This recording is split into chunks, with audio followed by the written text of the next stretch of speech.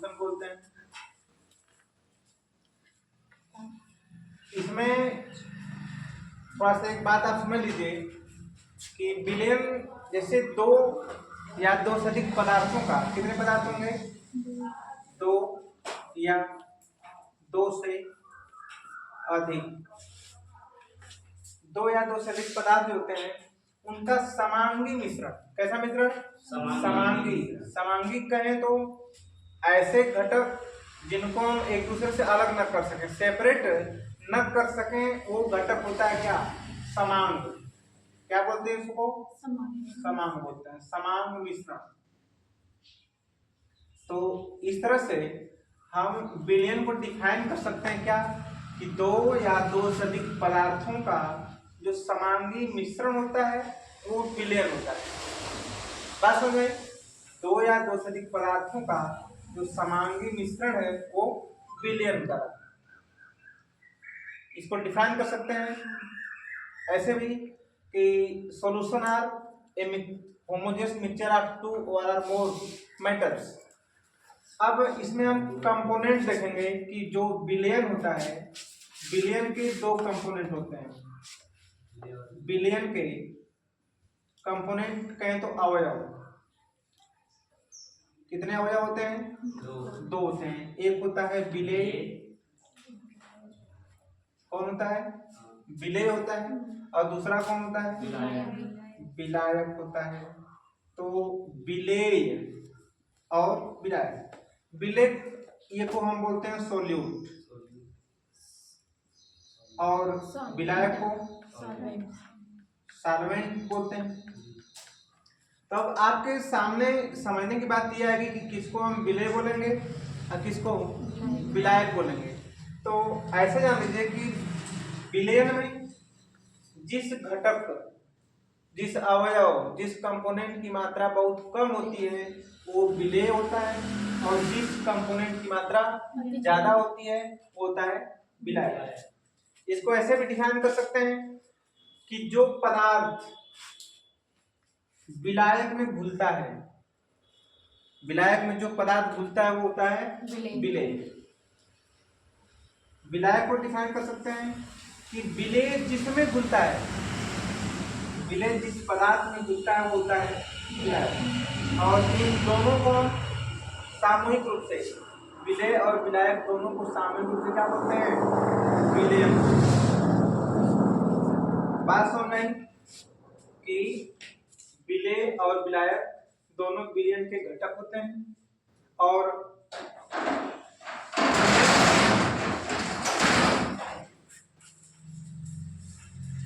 विलेय का मतलब होता है कि जो पदार्थ बहुत अल्प मात्रा में होता है, बहुत कम मात्रा में होता है, और विलायक जो पदार्थ अधिक मात्रा में होता है। इन दोनों को सामूहिक रूप से हम क्या बोलेंगे? विलयन। बात समझ में? अच्छा, अब इसमें एक टॉपिक आपको मिलेगी, छोटी सी टॉपिक, बहुत बड़ी नहीं है, कि विलयन के प्रकार। तो विलयन के प्रकार में देखिए दो चीज होता है, एक सॉल्युबिलिटी बेस, किसके बेस पर? सॉल्युबिलिटी के बेस पर। दूसरी होती है सोल्यूट की मात्रा। अब सॉल्युबिलिटी बेस पर पहले आप देख लीजिए, सॉल्युबिलिटी मतलब घुलनशीलता का है, क्या बोलेंगे? घुलनशीलता। तो घुलनशीलता के बेस पर लिखेंगे घुलनशीलता के आधार पर विलयन दो प्रकार का होता है। कितने प्रकार का होता है? दो प्रकार का होता है कि घुलनशीलता के आधार पर विलयन के दो टाइप होते हैं। नंबर एक होता है कौन? संतृप्त,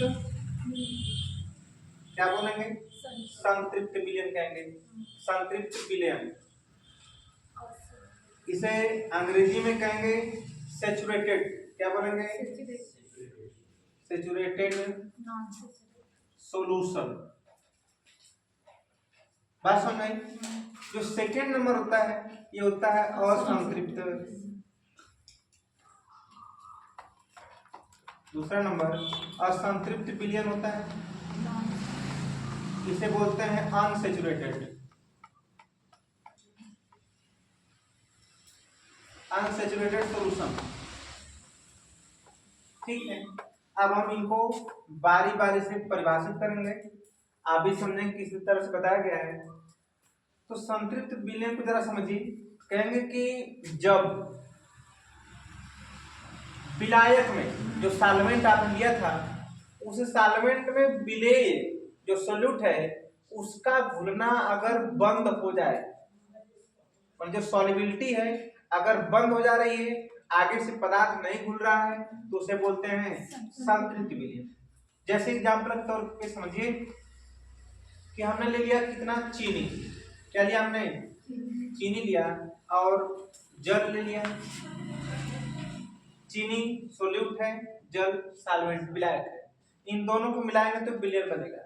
अब आपने सबसे पहले क्या किया कि 200 ग्राम चीनी को 1000 ml जल में मिलाया।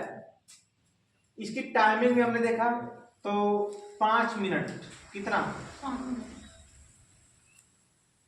5 मिनट में ये जो 200 ग्राम चीनी है इस 1000 ml कहें तो 1 लीटर जल में पूरी तरह से डिजॉल्व हो गई, घुल गई।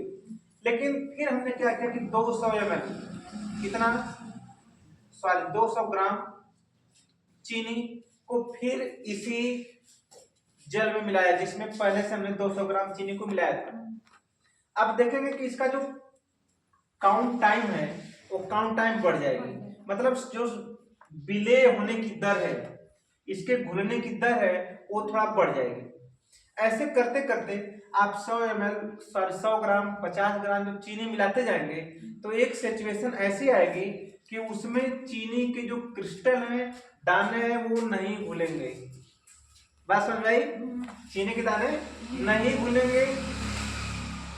थोड़ी देर बाद भी आप अगर स्थिर करके रख रहे हैं तब भी नहीं घुलेंगे। आप चाहें तो उसमें से उसके जो क्रिस्टल हैं, दाने, उसको निकाल सकते हैं। ठीक है, तो घुलना चूंकि बंद हो गया, आवश्यकता से अधिक जो चीनी थी वो नहीं घुली, तो ऐसे विलयनों को हम क्या बोलते हैं, संतृप्त विलयन बोलते हैं। राइट, बात समझ में आई? संतृप्त विलयन क्लियर हो गया। चलिए आगे बात करते हैं असंतृप्त विलयन में। अब देखिए असंतृप्त थोड़ा सा इससे हटकर होता है। असंतृप्त में जो सॉल्युबिलिटी होती है विलेय की, घुलने की जो दर होती है वो कभी रुकती नहीं है, वो लगातार कंटिन्यू घुलती रहती है। ठीक है, इसको हटा दे रहे हैं।